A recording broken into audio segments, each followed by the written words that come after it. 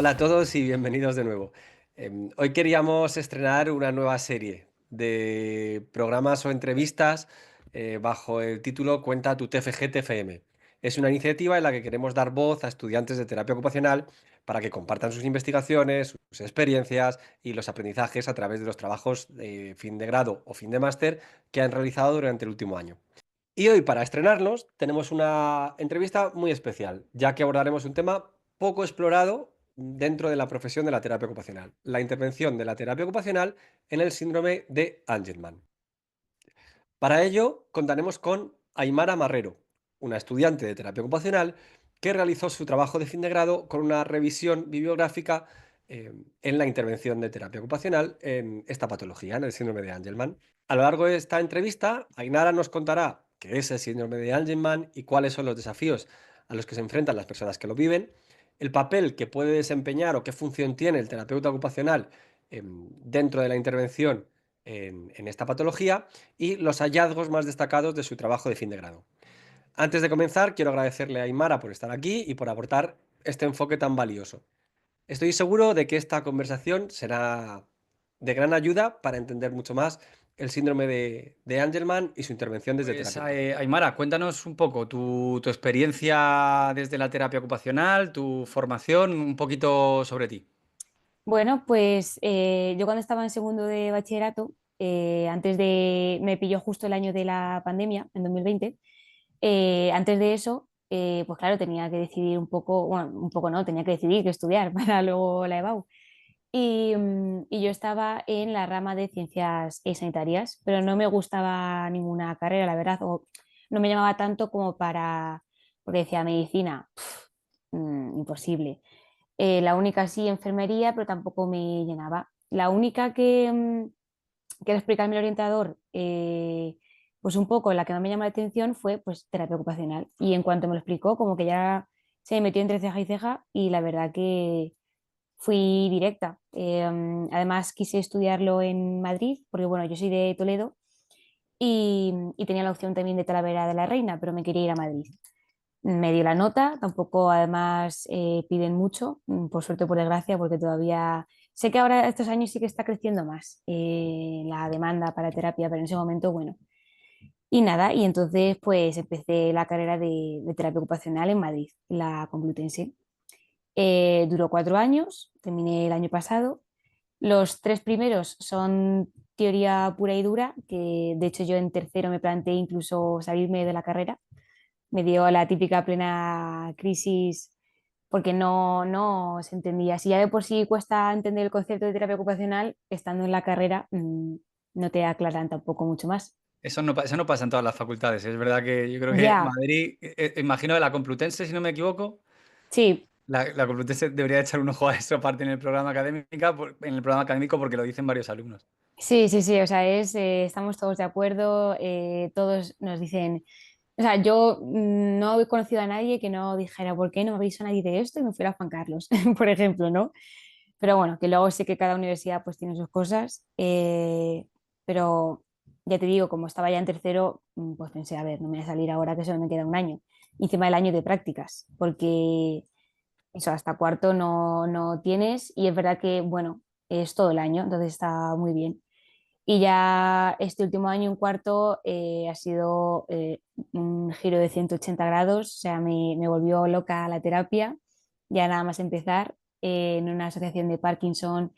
He hecho muchas rotaciones y es verdad que hay unas que me gustan más y que me gustan menos, pero me ha encantado, he descubierto que es mi vocación 100%, que me da la felicidad total. Y, o sea, llevo poco, quiero decirte, pero el año pasado Me fui alegro. muy feliz. Y nada más terminar la carrera, pues me di el verano para descansar, la verdad, porque había sido un año también muy duro. Y luego en septiembre quise empezar a buscar trabajo aquí en Toledo, por lo menos este año, cerquita ya por fin voy a estar en mi casa. Y pues justo se me dio la oportunidad de un trabajo y ahora actualmente estoy trabajando. Tengo un contrato de un año de terapeuta ocupacional y llevo un mes y muy contenta también, la verdad, muy, muy contenta. Las prácticas, decías en una asociación de Parkinson, en la Asociación de Parkinson de Madrid, Sí, con Paula, ¿era Paula la terapeuta? Sí, sí, sí, fue mi tutora. Ah, Sí, la que sí. no- coincidimos en un trabajo hace muchos, muchos años. Sí, sí, sabía que estaba en la Asociación de Parkinson de Madrid. Pues Y es sí, muy buena en el Parkinson, ¿eh? Yo tengo la mala costumbre de seguir a la gente con la que he colaborado en algún momento para luego, si tengo que volver a colaborar en el futuro, tener localizados. Y es verdad que es muy buena, es muy especializada en Parkinson. sí. A mí además fue mi primera tutora y fue la que me dio también la que me hizo descubrir lo que es terapia, la que me hizo también como persona el decir, tía, tú vales para adelante, o sea, la verdad que la admiré un montón y súper agradecida. Vale, genial. Y de ahí decides tu trabajo de fin de grado, hacerlo sobre la terapia ocupacional y el síndrome de Angelman, ¿no?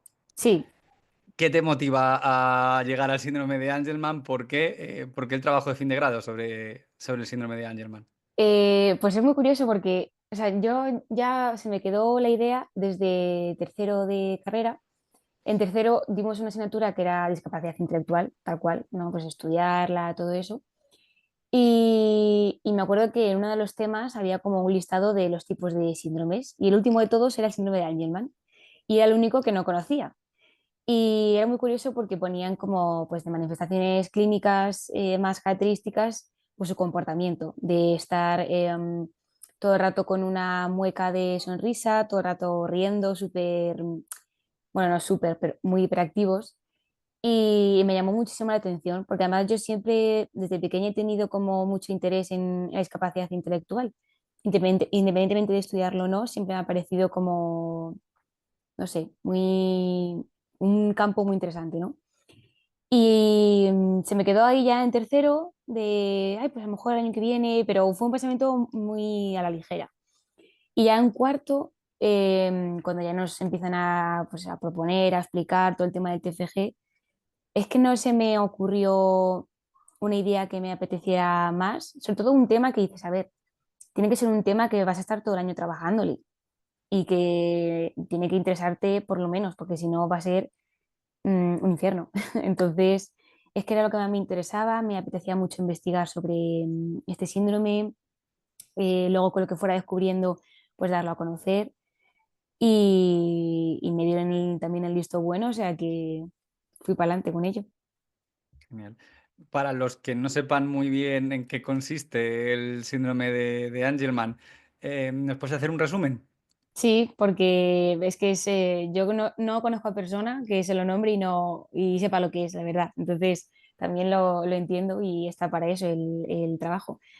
El síndrome de Angelman bueno, es un tipo de discapacidad intelectual, ¿no? Es un trastorno incurable, también es importante decirlo, del neurodesarrollo. Es una alteración genética, pues eso que da lugar a este síndrome y que provoca sobre todo pues, un retraso muy grave en el desarrollo, tanto a nivel mental como físico. O sea, un síndrome que genera bastante dependencia en todos los ámbitos. También muchos trastornos de la marcha, del movimiento, del equilibrio, al final, pues todo esto relacionado con un retraso en el desarrollo, ¿no? Alteraciones del lenguaje también y lo que decía antes de ese comportamiento peculiar, de que a pesar de todos estos problemas que presentan, pues están con una actitud eso, muy hiperactiva, muy eufórica, sonriendo. Entonces, pues eso es un poco así por encima. Yo tengo una anécdota, voy a meterte aquí en medio una anécdota de una persona, de una vez que trabajé con personas con síndrome de Angelman y pues mala suerte, estábamos en un pueblo, en un área de Madrid, en un pueblo de Madrid y pues una persona, pues era una chica, era relativamente joven, adolescente, se escapó, se fue Mm, del sitio en el que estábamos trabajando y bueno, pues después de hacer todo el despliegue, de llamar a la policía y demás para intentar buscarla, nosotros mismos salimos a buscarla, no la encontrábamos. Cuando la encontramos, pasarían un par de horas, tampoco mucho más. La gente que la tenía, las personas que la habían ayudado, nos decían que no sabían, primero, no sabían cómo ayudarla porque no se comunicaba. Y claro, segundo, estaban muy perdidos porque aunque veían que ella estaba perdida, ella estaba sonriendo. Entonces no entendían cómo poder ayudarla porque ella no se comunicaba y al final solo se reía. Eh, claro. me pareció, es verdad que tienen esa sonrisa característica o esa mueca característica de sonrisa, pero claro, si no lo sabes, la gente interpreta que está feliz o se está riendo. Y posiblemente Exactamente, la chica perdida en medio de un pueblo no estaría especialmente feliz. exactamente. Esa es la trampilla que tiene, que al final no es que sean unos, lo típico, ¿no? Unos niños súper felices o unas personas súper contentas. Es que al final es también pues todo a nivel motor, de gestos faciales, en fin. Vale, y dentro del trabajo del TFG, ¿cuáles fueron los objetivos que te planteaste a la hora de realizar el TFG? Pues en primer lugar, bueno, conocer yo el síndrome para empezar y luego darlo a conocer.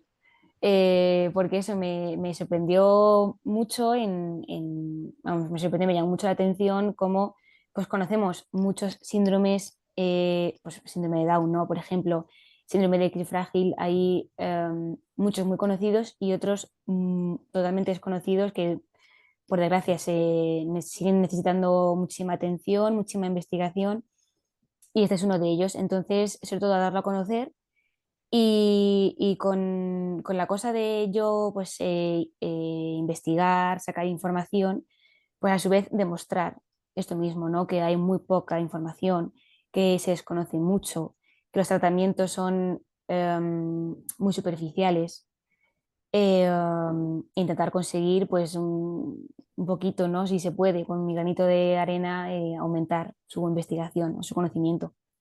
Claro, porque tú hiciste tu trabajo es una revisión bibliográfica Mm. de algo muy concreto, como es el síndrome de Angelman. Entonces, entiendo que no fue fácil encontrar artículos, sobre todo vinculando terapia ocupacional y el síndrome de Angelman. Entiendo que no fue fácil encontrar artículos, imagino. No, la verdad que fue, fue lo que más me ocupó de todo el trabajo. Una vez ya encontrado, perfecto, pero fue muy complicado, sobre todo muy complicado dar con las palabras exactas para buscar.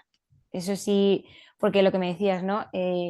Tú pones síndrome de Angelman y sí, te va a salir mucha información, pero síndrome de Angelman y terapia ocupacional, ya ahí entramos en un terreno muy complicado. Entonces tuve que usar palabras muy específicas, buscar mucho y eso costó, sobre todo luego que muchos a lo mejor no valían cuando ya parecía que sí, por ese nivel de evidencia que trataba de buscar, de actualidad también, porque puse un rango de tiempo de, creo que fue a partir de 2014 para hasta ahora.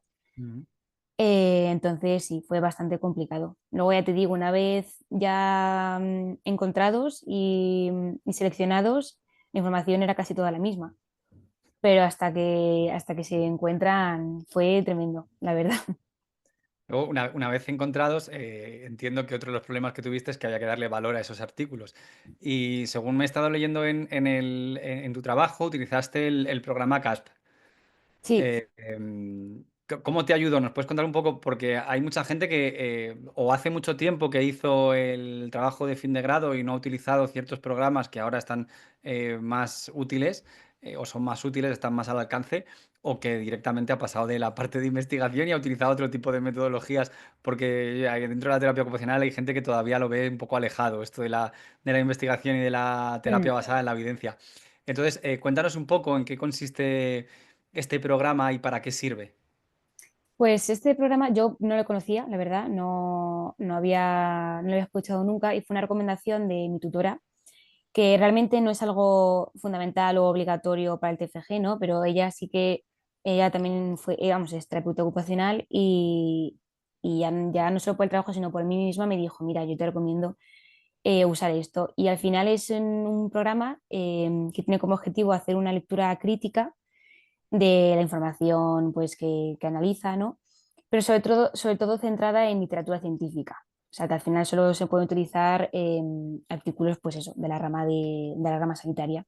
Mm. Y entonces lo que hace es, bueno, por un lado, marca la diferencia entre ensayo y revisión, y con cada uno, a través de una serie de preguntas que se le hace al propio artículo, y que en este caso yo fui contestando, pues leyéndome el artículo, viendo los autores que lo habían realizado, todo eso, pues trata de analizarlo al máximo y buscar la máxima evidencia, la máxima calidad también y que sea sobre todo fiable.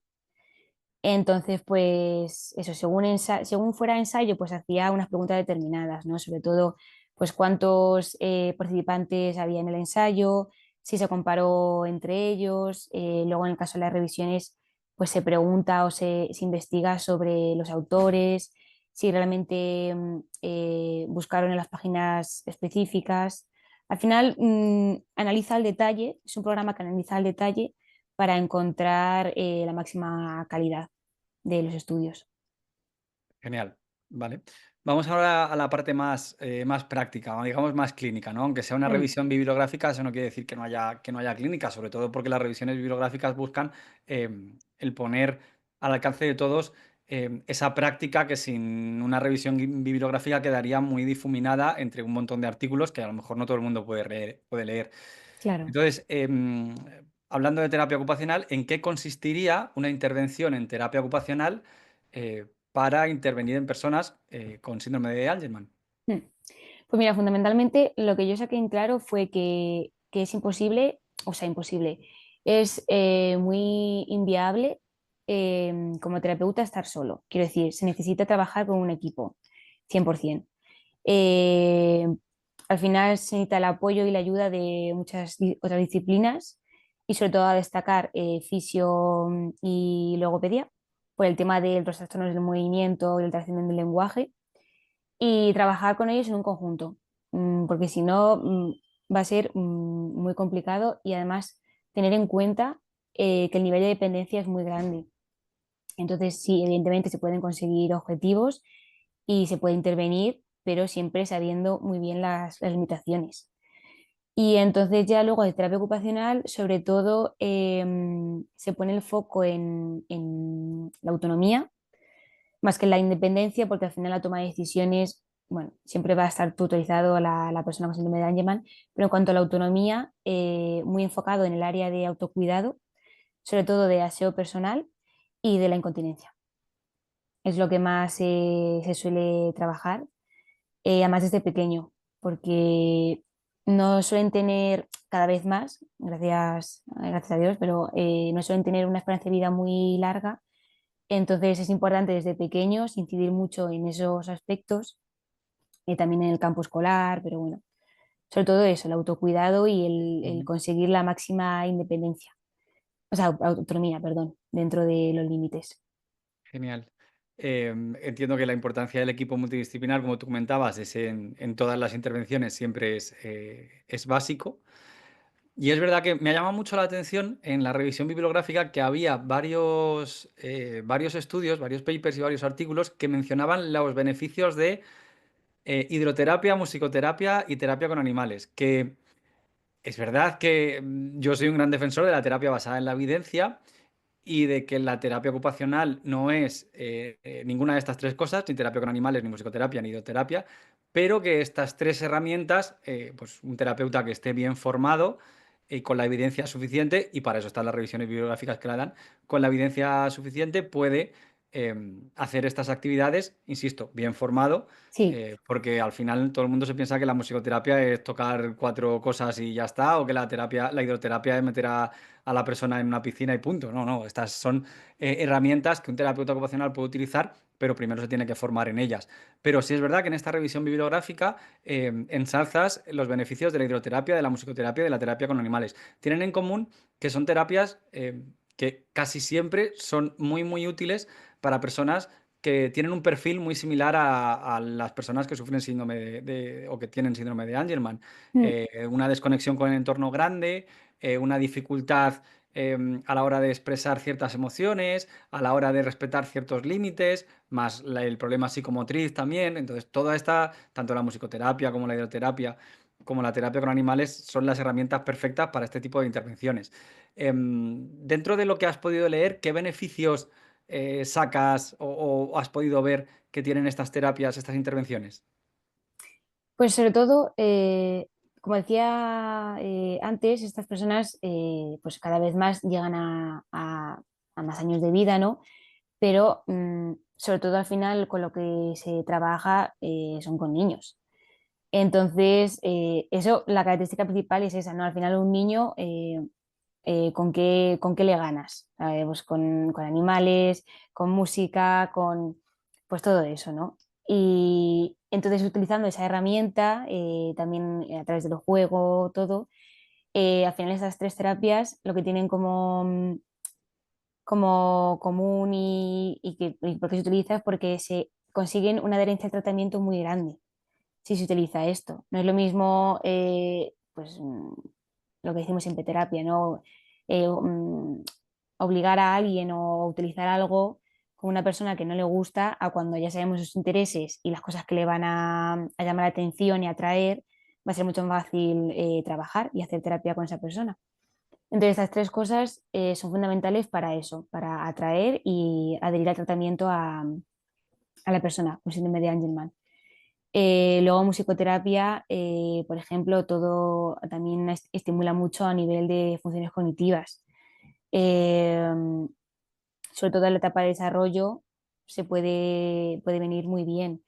Eh, la hidroterapia eh, es algo que, o sea, por ejemplo, el agua es algo que se ha visto que les gusta mucho. O sea, yo me acuerdo cuando defendí el TFG que me decía un juez, ¿no? Y has puesto que les gusta mucho el agua, les gusta. Sí, es que literalmente lo he leído en los esto, no se sabe por qué. Pero igual que a otra persona, pues le puede gustar mucho la arena, ¿no? Pues a otra persona le gusta mucho el agua. Al final, yo pienso también que es mucho de interacción sensorial, ¿no? Texturas, el sonido, el chapoteo, todo el movimiento, pues eso. Vale, sí, estaba buscando porque, fíjate, yo creo recordar, evidentemente esto es un mito. Estaba buscando mientras a ver si obtenía información de ello, pero cuando yo te contaba que yo he tenido algunas personas con las que he trabajado que tenían síndrome de Angelman, no mucho, eran dos personas, pero Mm, y yo acababa de salir de la carrera en aquel momento, no tenía ni la experiencia ni el conocimiento que puedo tener ahora. Pero me acuerdo que había un mito, porque no he encontrado nada científico que lo valide, no referente al agua, pero sí referente a los reflejos. mm, Entonces yo ahí relacioné con el agua porque es verdad que también se decía que tenía mucho interés por el agua. Entonces es verdad que todo el mundo decía que, o todo el círculo decía que las personas con síndrome de Angelman se sienten especialmente atraídas por un reflejo, un espejo, un cristal o el propio agua.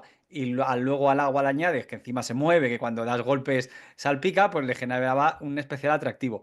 No llegué nunca a encontrar, me pasó como a ti, no llegué nunca a encontrar la evidencia científica de por qué tienen ese atractivo o esa atracción, perdón, frente a los espejos o los reflejos. Pero también me pareció curioso y me parece más curioso todavía que años después lo vuelva a oír y vuelva a hablar de ese tema. Me pareció muy curioso, sí, sí. sí, es que es impresionante, la verdad. Vale, ya de cara al trabajo, a la parte tuya de realizar el trabajo, ¿no? Hemos hablado un poquito de cómo es la terapia ocupacional en el síndrome de Angelman. Es verdad que entiendo, desde mi poco conocimiento al respecto, entiendo que no está muy potenciada, no es un área de trabajo como tal, sino que está incluida dentro de lo que sería la atención a personas con discapacidad intelectual o diversidad intelectual. Y pues hay personas que tienen esta condición y a partir de esta condición, pues te la sueles encontrar. Sé que hay una asociación española de síndrome de Mm, Angelman, sí, porque en el momento en el que yo trabajaba, me acuerdo que tuve algún contacto con ella, o sea que sé que existe, pero no sé si está considerada enfermedad rara, creo que sí. Pero bueno, hemos enmarcado un poquito la intervención de terapia ocupacional dentro de esta condición. Ahora vamos al trabajo. Los trabajos de fin de grado y fin de máster suelen ser o suelen generar bastante miedo a los estudiantes. Entonces, creo que es un miedo generalizado que luego se va perdiendo y de hecho totalmente. una vez que haces el primero lo pierdes, pero una vez que entras profesionalmente a trabajar es cuando te das cuenta de la necesidad de investigar y te van a ir saliendo las ideas para hacer papers o investigaciones. Yo creo que a todos los que hemos hecho clínica o hemos estado una temporada larga haciendo clínica, nos han ido saliendo ideas para hacer paper. Creo que la relevancia de los TFGs y TFMs no se ve hasta pasado unos años, hasta cuando tú ya estás haciendo tu clínica y te das cuenta de lo importante que es investigar para aprender e investigar para divulgar. Pero eso no quita que sea un miedo muy grande de los estudiantes, tanto de máster como de la carrera. Entonces, para intentar quitarles un poquito más ese miedo, ¿qué dificultad te encontraste tú a la hora de elaborar el trabajo? ¿Cuáles fueron las dificultades que te encontraste? Tanto metodológicas, o sea, tanto propias del síndrome de Angelman y la terapia ocupacional, como de realizar un TFG. Mm. Yo te diría lo primero, sobre todo el miedo que se mete por el boca a boca. Quiero decir, igual que cuando estás en bachillerato, los profesores, ¿no? La selectividad, pues en la universidad es igual, como que te van preparando desde primero con esa frase, ¿sabes? Y ya te van creando un miedo que dices, cuando llega a cuarto me va a dar algo. Entonces, eso, para empezar, ¿no? La experiencia de los demás.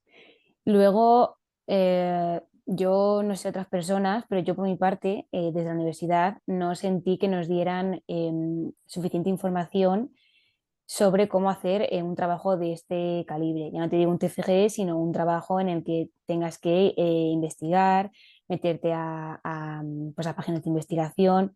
Entonces yo me sentí muy desorientada en ese sentido por no recibir la información o una información muy banal, ¿no? Luego ya, pues bueno, sí que es verdad que con la tutora tuve mucha suerte. También es un poco lotería con todo el mundo, que hay gente que los tutores fatal no te contestan, otros que a todo lo contrario, o sea, es un poco jugártela, la verdad. Y yo tuve mucha suerte, la verdad, me orientó mucho a nivel de trabajo, se notaba mucho que era terapeuta ocupacional, entonces eso me quitó mucha dificultad.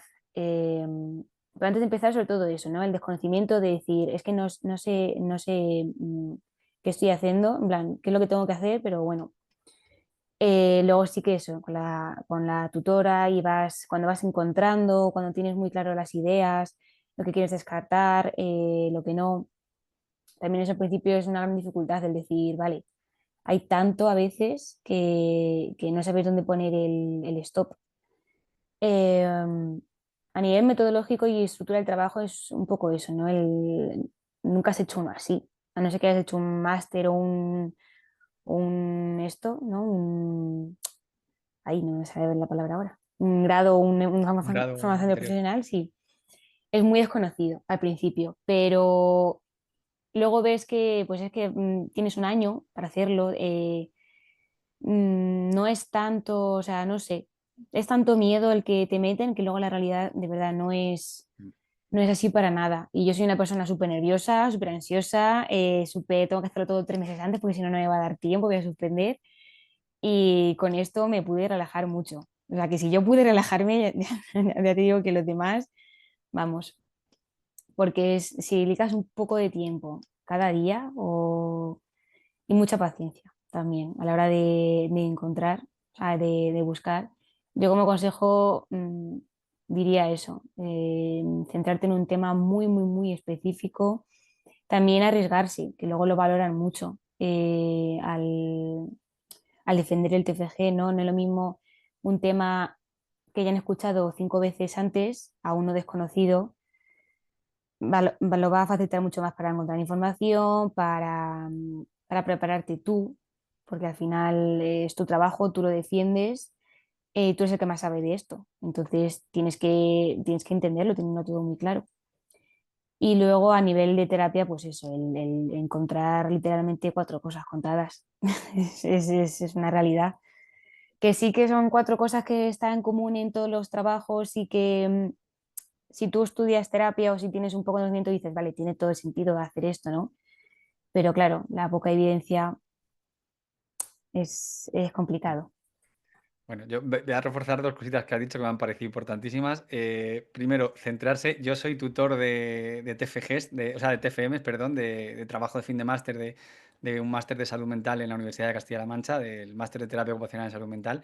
Y la primera reunión, eh, voy a ponerme un poco en la parte del tutor. Yo, Mm. yo digo que la primera reunión con el alumno es una especie de app de citas, una especie de Tinder. Yo no sé con qué alumno me voy a encontrar porque yo no le sigo durante el máster y él no sabe con qué tutor se va a encontrar porque yo aparezco al final del máster y me otorgan los alumnos que corresponden con mi línea de investigación o de trabajo, pero que la mayoría de las veces ni siquiera lo han elegido ellos, es por descarte. Mm. Entonces, hay un a ver qué hay Habrá alumnos que funcionen de maravilla, que necesitan muy poquito asesoramiento, hay otros alumnos que necesitan un asesoramiento mucho mayor, pero ese momento de tutor, de vincular tutor y alumno es un momento curioso. Y luego, yo creo que la primera labor de los tutores, al menos bajo mi experiencia, es bajaros los pies a la tierra. Reducir vuestro campo de investigación, que era enorme, a ese pequeño granito. A mí me ha gustado especialmente tu trabajo porque ha sido muy específica. Terapia Mm, ocupacional en síndrome de Angelman. O sea, no es algo muy amplio, es algo que va muy concreto y normalmente en los TFGs y en los TFMs solemos tirar a investigaciones enormes en las cuales no vamos a tener recursos, no vamos a tener capacidad de... otra cosa que a mí me preocupa mucho, que en tu caso era relativamente fácil, es el tamaño muestral de las investigaciones. mm, La mayoría sois estudiantes y no tenéis la capacidad de obtener un tamaño muestral en caso de hacer una revisión bibliográfica, bueno, porque buscas la bibliografía, pero en caso de hacer una intervención o una investigación cuantitativa, el tamaño muestral que tú puedas tener va a estar muy reducido. Entonces, nuestra función muchas veces es llevaros a lo que tú has conseguido, al granito. Entonces, por ese lado, efectivamente, creo que es uno de los problemas que te encuentras. Vale, pues ya para terminar, dos preguntillas más. Decías que los tutores valoran mucho el impacto que tienen los trabajos y eso es verdad. La novedad, mm. pues te voy a preguntar por el tuyo. ¿Qué impacto crees que tiene tu revisión bibliográfica dentro de la terapia ocupacional? Pues para mí personalmente, o sea, bueno, aparte de lo que te decía antes de darlo a conocer, ¿no?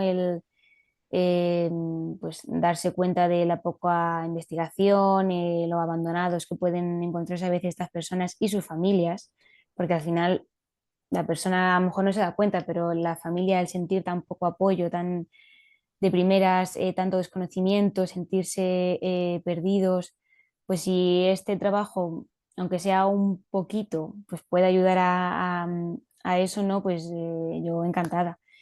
A nivel personal me ha ayudado bastante para darme cuenta de, ya no solo en este campo, sino en general, eh, pues eso, ¿no? También que hay objetivos que no vamos a poder lograr o poner objetivos realmente muy a corto plazo o muy bajitos. Y que no pasa nada, que es igual de válido, ¿no? Pues eso, saber que no, que muchas veces intentas ponerte metas súper altas y esforzarte un montón y trabajar un montón y lo que para ti es un mínimo acto de autonomía, para esa persona es tremendo. Entonces, el saber valorarlo, porque yo siempre tiendo eso, ¿no? Sobre todo el año pasado, que sales de la carrera, tienes mil ideas, de, wow, quiero hacer esto, quiero conseguir lo otro, porque, pues no, no somos superhéroes, o sea, hay que, como nos dicen siempre, conocer a la persona y saber lo que sí, lo que no, los límites y hasta dónde llegar. Y para mí eso me ayudó mucho el trabajo a darme cuenta de eso.